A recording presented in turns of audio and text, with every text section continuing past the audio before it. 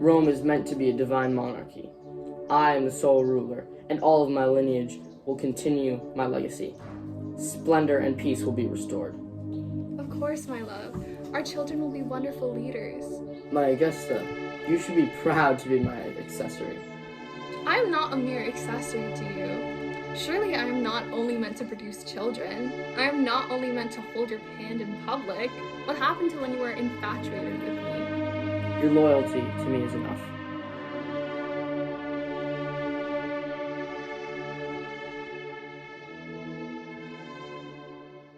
I had been happy with Lamia. He took care of me. My relationship with him could only be described as benign. I was never insanely in love with him. He was very wealthy. He had established a senator position. I had never thought of leaving him until I met Domitian. I had not known of a man who could fall so fast. He drowned me in gifts and adorned me with expensive jewelry. He showered me with compliments.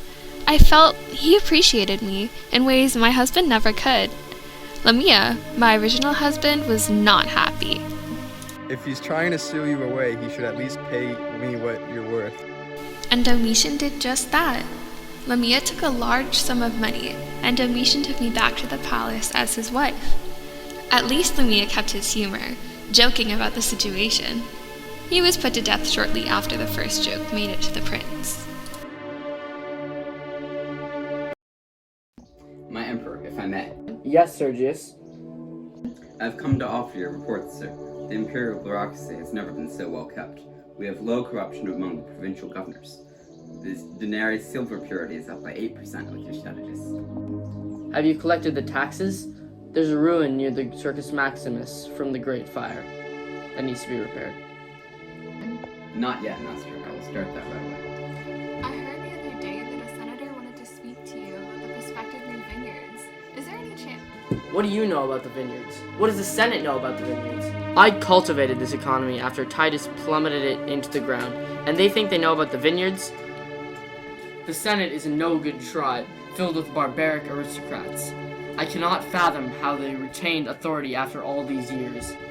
I don't believe you can project your ideas on democracy further than you have now. At least with my autocracy, I can verify that all my constituents are loyal.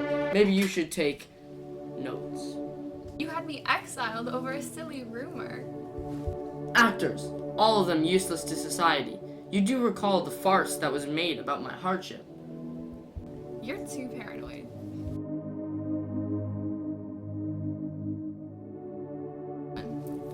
You're still thinking about Julia?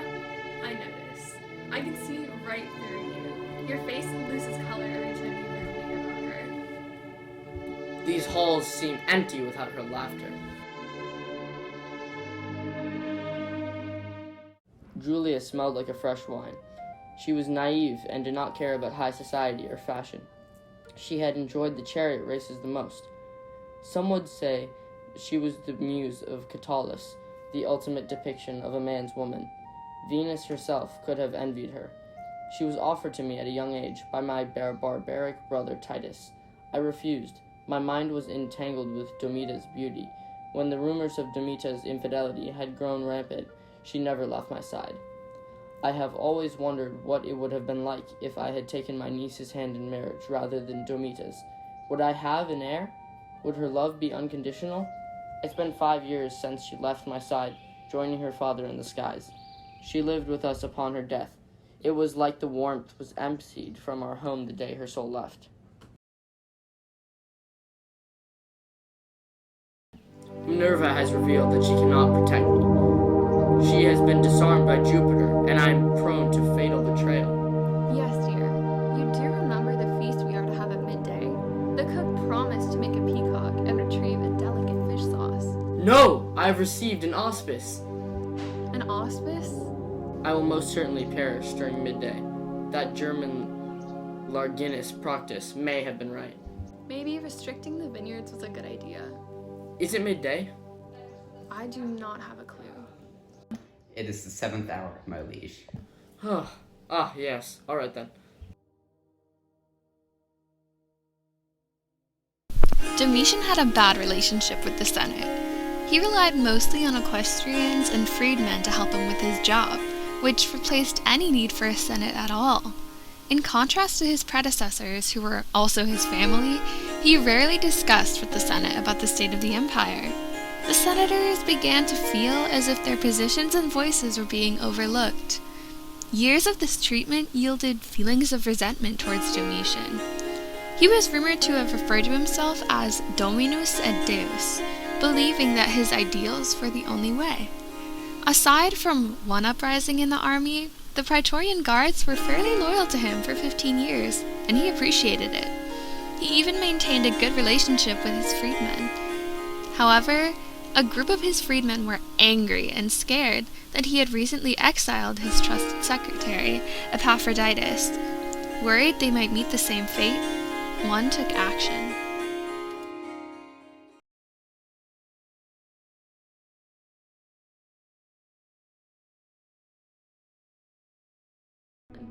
Ah, Stephanus, what brings you here, Chamberlain?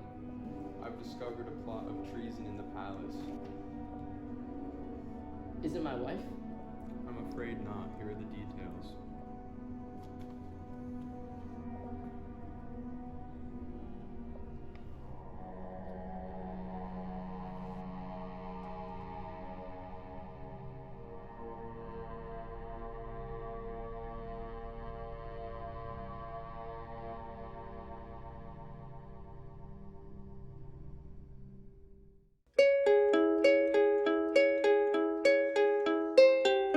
After Domitian had died, the Senate needed to elect a new emperor.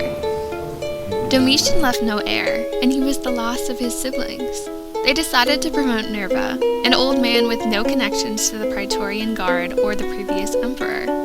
Some speculate that Nerva was in on the conspiracy to assassinate Domitian. They made the decision out of haste, assuming that Nerva would die quick due to his old age and health problems. He allowed those who were exiled by Domitian back into the empire. He was known as one of the first good emperors of Rome because he allotted land to the poor, reduced taxes, and built new establishments. Even after Domitian's death, Domitius still referred to herself as Domitian's wife.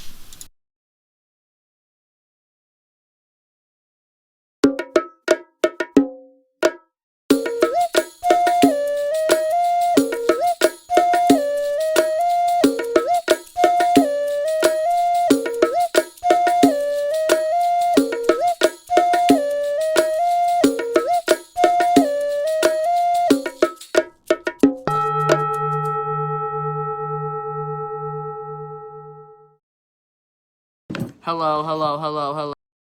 Ah, Stephanus,